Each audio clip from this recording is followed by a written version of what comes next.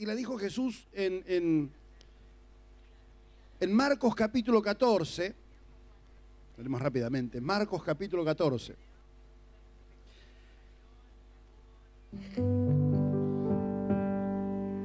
A partir del verso 32. Vinieron pues a un lugar. Estamos ahí en Marcos 14. Voy a sacar el despertador. No, porque están dormidos, no quiero decir que me avisa a qué hora tengo que terminar. Despierta el pastor, esto no. Ya estamos ahí. Gloria a Dios. Marcos 14, 32. Vinieron pues a un lugar que se llama Getsemaní y dijo a sus discípulos: sentaos aquí entre tanto que yo oro. Y tomó consigo a Pedro, a Jacobo y a Juan y comenzó a entristecerse y angustiarse y les dijo: mi alma está muy triste hasta la muerte, quedaos aquí y velad. Yéndose un poco adelante, se postró en tierra y oró que si fuese posible pasase de él aquella hora. Y decía: Abba, Padre, todas las cosas son posibles para ti.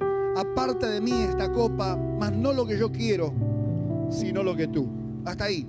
Padre, te damos gracias en esta mañana y te pedimos que nos auxilies a estar enfocados, Señor, en tu palabra y nos ilumines con tu espíritu para que esta semilla poderosa produzca en nosotros el fruto abundante para el cual tú nos la das. Te lo pedimos en el nombre de Jesús. Amén y amén. Gloria a Dios. Aleluya. Gracias, Jesús. Dios es bueno.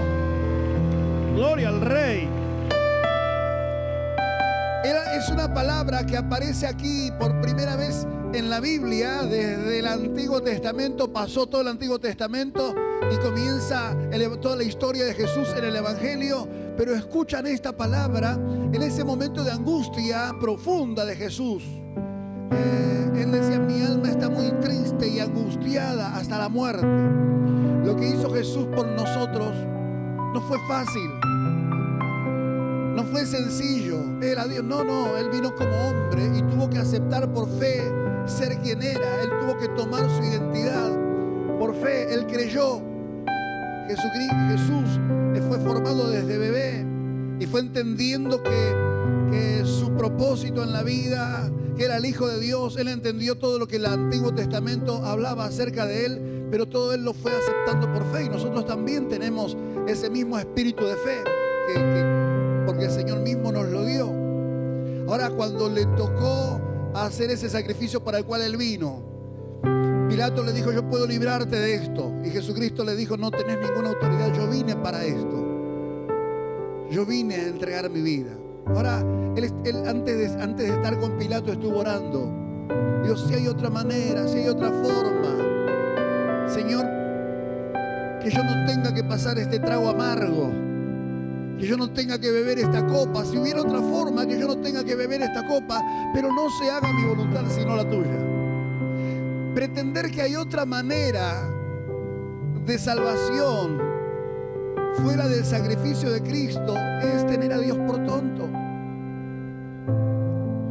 O que hay que agregarle algo al sacrificio de Jesucristo, a la sangre derramada en la cruz, es tener por poca cosa esa sangre.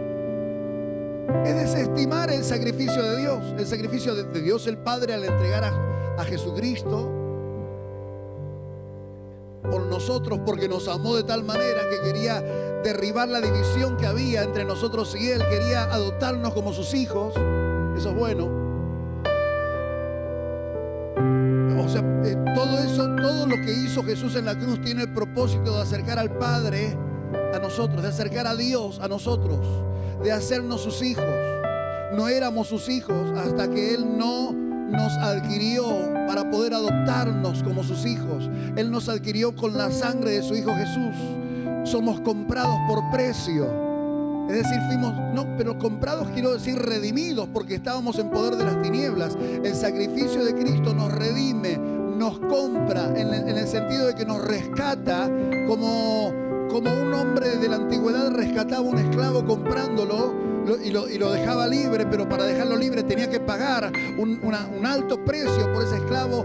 Estábamos esclavos antes y Dios nos libertó pagando un alto precio por nosotros, el precio de la sangre de Cristo. Ahora Él todo esto lo hizo porque dice Isaías capítulo 59, verso 1 y 2, más bien en el verso 2, dice que hay una división entre el Padre, entre Dios y nosotros, o había, que fue rota cuando Jesucristo murió en la cruz. Fue rota para toda la humanidad, pero aquellos que lo aceptan como Señor de sus vidas, los que creen en Jesús, son los que pueden trasponer justamente esa división. Son los que pueden entrar por esa puerta abierta a la presencia de Dios. Antes nosotros no podíamos ser hijos de Dios ni podíamos ir a la presencia de Dios, pero desde que Cristo se murió en la cruz del Calvario, derramó su sangre, en el momento que Él muere, el velo del templo se rasga de arriba abajo, dándonos a entender que tenemos ahora acceso a la presencia de Dios. Eso es bueno, acceso a la presencia de Dios, dice la palabra de Dios en Hebreos capítulo 4, verso 16, acerquémonos, ya que el Señor nos abrió el camino, acerquémonos confiadamente, dice el autor de los Hebreos, al trono de la gracia, para alcanzar misericordia, para recibir misericordia y tener el oportuno socorro. Me encanta esto de oportuno socorro. Socorro oportuno, es el auxilio en el momento que lo necesitas. A veces los bomberos llegan cuando ya está el fuego, se consumió toda la... Entonces ese es auxilio, pero no llegó oportunamente. El policía llega cuando ya el ladrón está lejísimo, ya te chorean todo. Ahí llega el policía. Y no lo agarran nunca. No, sí, seguro que hay policías buenos que agarran y llegan a tiempo. Pero el auxilio oportuno no es que cuando ya pasó, no es que cuando ya no lo necesitas al Señor. Vos y yo podemos ir confiadamente, es decir, porque no depende nuestra presencia delante de Dios, no depende tanto de nuestra justicia, sino de la justicia de Cristo. Ahora yo entro a la presencia de Dios en el nombre de Jesús, alcanzo misericordia y recibo el oportuno socorro. Ese es el precio, ese es el valor de la sangre de Cristo. ¡Aleluya! Gloria a Dios que me abre camino.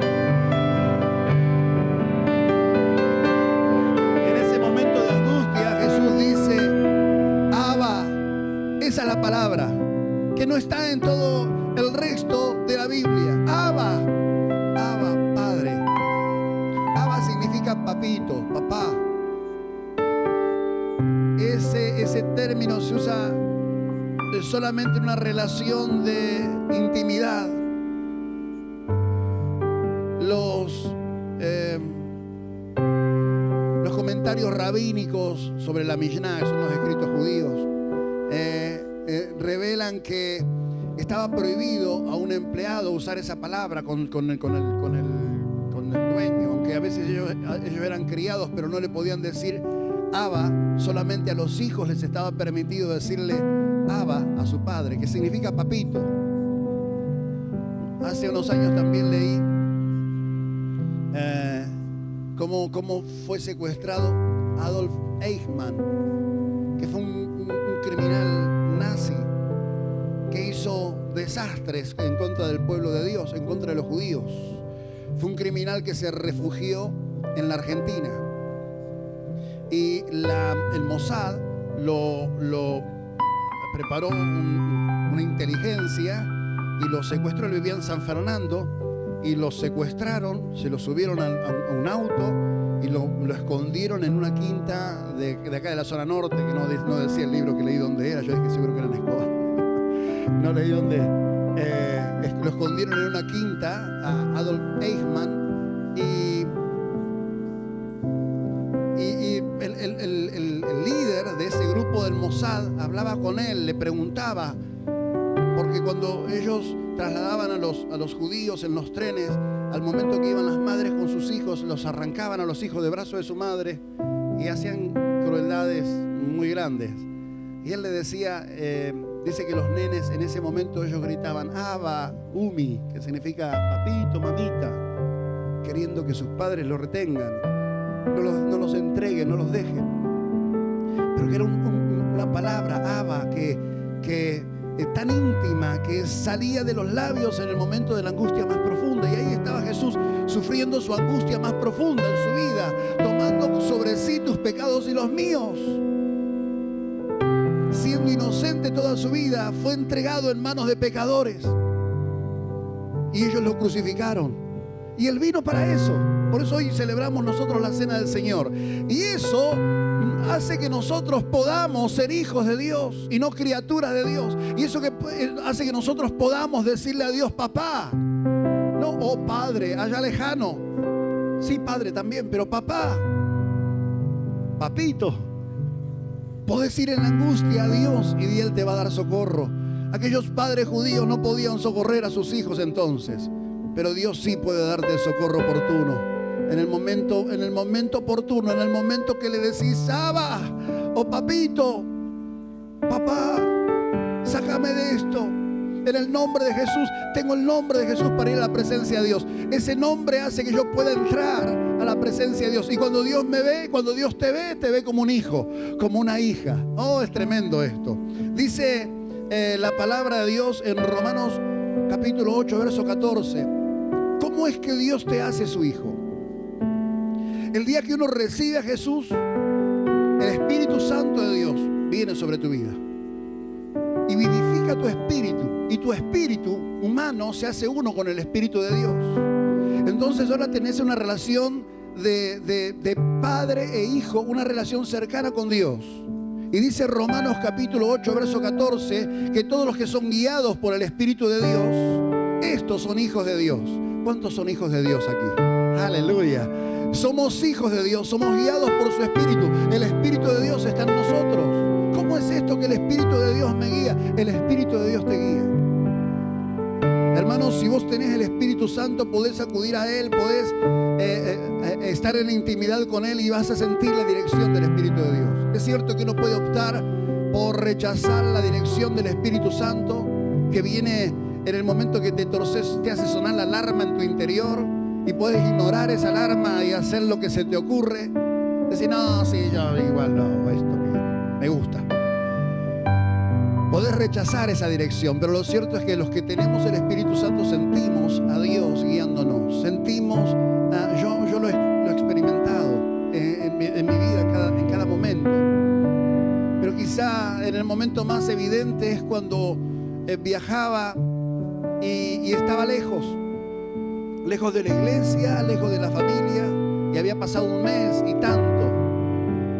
Y notaba cómo el Espíritu Santo de Dios oraba con Él. La vida del marino cuando viaja lejos y toca muchos puertos es una vida muy permisiva. No tiene nadie que lo conozca, nadie que vaya a contar las cosas que Él hace. Entonces es una vida quizá llena de tentaciones, pero el Señor, mi convicción que el Espíritu Santo me dio, me preservó. Yo sentía fallo al Padre. Yo sabía en qué sangre había sido limpiado. Y decía, yo no solamente le fallo a Dios, le fallo a Susana, le fallo a mis hijos. Yo voy a portarme bien. Y tenía una determinación. Cuando yo salía a navegar, la determinación era de estar bien. Pero yo sentía la presencia del Espíritu Santo trayéndome eso a mi pensamiento y a mi corazón en cada momento. Cuando no tenía el tiempo para estar en el culto, porque no podía, porque estaba en el medio navegando. Era un barco, pero sentía la presencia de Dios guiándome. Y yo sentía que cuando de repente, si esa determinación faltaba, la circunstancia no se presentaba. He notado cómo Dios nos guarda. He notado que es cierto lo que la Biblia dice, que el Espíritu del Señor no te deja ser tentado, que Dios mismo no deja que seas tentado más allá de lo que puedas soportar. Y cuando viene la tentación, junto con la tentación, Dios te da la salida y tenés victoria. Aleluya, Dios es bueno, Dios es bueno. Bendito sea el Rey. En aquel tiempo no estaba pastoreando, así que en este tiempo diría, si yo me hago el loco, le fallo a mi Señor, le fallo a mi esposa, le fallo a mis hijos, le fallo a mis nietos, le fallo a la iglesia. Así que tengo la certeza y Iba a decir la certeza y la convicción, pero voy a repetir el pensamiento de otra cosa. El conocimiento de la verdad, hermano, te guarda. Realmente Jesucristo dijo: y ustedes van a conocer la verdad, y la verdad los va a hacer libres. Y yo he descubierto que eso es verdad. Cuando vos descubrís la verdad, cuando vos descubrís el poder que se mueve en las tinieblas para arrastrar tu vida a miseria, destrucción, y te das cuenta del poder de Dios obrando por su Espíritu Santo, digo: yo me prendo de acá y no me largo nunca más. Él es mi Padre y yo soy su Hijo. ¡Aleluya! ¡Gloria a Dios! ¡Gloria al Rey! La cultura nos mete ideas. Bueno, Dios es misericordioso y sabe que somos carne, y si somos carne vamos a maltratar. Si pensás así te vas a caer. Dios es misericordioso para presentarte la salida cuando sos tentado, para no dejar que seas tentado más allá de lo que vos podés soportar. Hermano, cuida tu relación con el Padre, cuida tu relación con Dios. No dejes que el pecado te aparte. No. Y ahí dice Romanos 8:14: todos los que son guiados por el Espíritu de Dios, estos son hijos de Dios. Pues no habéis recibido el espíritu de esclavitud para estar otra vez en temor, sino que habéis recibido el espíritu de adopción, por el cual clamamos: Abba, Padre. Dios te puso en una relación íntima de hijo de Él, hijo íntimo de Dios, hijo del círculo íntimo, del círculo. Oh, qué tremendo que Dios me dé ese privilegio tan grande. Y dice el 16: y el Espíritu mismo da testimonio a nuestro espíritu de que somos hijos de Dios. ¿Cuántos saben que son hijos de Dios? Aleluya. Oh, Dios es bueno. Somos hijos de Dios, porque por la sangre derramada en la cruz por Jesús se rompió la división y nosotros pudimos hacer la parte más sencilla, la más fácil, simplemente aceptar a Jesús como nuestro Señor, y el Espíritu de Dios que estaba sobre nosotros, cuando nosotros aceptamos a Jesús, se rompió la división para cada uno y Él vino en nuestras vidas y nos dio vida nueva. Nacimos otra vez, aleluya, y nacimos como hijos de Dios. Oh, gracias, Señor. Dios es bueno. Jesús, el día que fue entregado, celebró la Pascua judía. Ellos estaban celebrando el Pesaj, que es la Pascua judía. Y en el Pesaj ellos comían un cordero. Ese cordero que ellos comían anunciaba la muerte de aquel, o más bien recordaba la liberación de Egipto, perdón, la liberación de Israel cuando estaba en Egipto. Vino juicio sobre cada hogar en Israel, pero Dios había dado la salida para que el juicio no entrara a los hogares de los israelitas. Él dijo: voy a poner un sustituto que tome sobre sí el juicio, y los instruyó para que ellos sacrifiquen un cordero y pinten los dinteles y los postes de las puertas con la sangre de ese cordero. Y cuando pasaba el ángel haciendo juicio, veía la sangre en el dintel y en los postes de las puertas y pasaba de largo por esa casa, porque en esa casa ya había sido ejecutado un sustituto. En las otras casas murió el primogénito. En cada hogar donde no estaba la sangre, en los dinteles y en los postes, murió el primogénito. Y Jesús usó la conmemoración de este día de liberación de Israel para establecer el nuevo pacto de Dios con los hombres. El pacto que tenía Dios con Israel, el autor de los Hebreos lo llamó que es un pacto de muerte, porque uno descubría, es el antiguo pacto, el Antiguo Testamento. Ellos descubrían cuando leían el antiguo pacto que estaba bueno si lo pudieran cumplir. Estaba bueno, pero había algo en sus vidas, algo en sus naturalezas humanas que hacía que ellos pudieran admitir que estaba buena la ley, pero que no podían cumplirla, que algo los llevaba cautivos a hacer lo que no querían. Y cada uno de nosotros tuvo esa experiencia cuando no tenía a Cristo.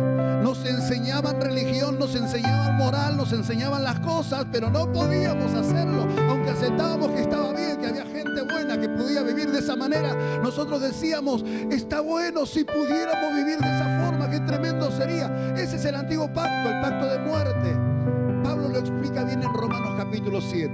En Romanos capítulo 7 Pablo dice todo esto que yo te estoy hablando en palabras más bíblicas. Pero el nuevo pacto de Dios con los hombres, el pacto que estableció Dios en la sangre de Jesucristo, es pacto de vida. Aquel pacto lo llamaban pacto de muerte porque les mostraba cosas que debían hacer y que ellos no podían hacer. El pacto de vida nos demuestra, es lo que Dios hizo por nosotros y que nosotros solamente aceptamos para poder recibirlo. O sea, solamente aceptamos a Jesús como nuestro Señor, y las virtudes, el poder de esa sangre es aplicado a nuestras vidas y nos volvemos hijos de Dios con el simple creer en el Señor y aceptarlo como dueño, Señor de nuestras vidas, como nuestro Salvador. Es la parte fácil, la parte difícil le tocó a Jesús. Esa noche, angustiado, transpiró sangre mientras le pedía al Señor, en angustia profunda, le decía Abba, le decía al Padre, si es posible que yo no tenga que pasar esto, pero no se haga mi voluntad sino la tuya. Pero él lo tuvo que pasar.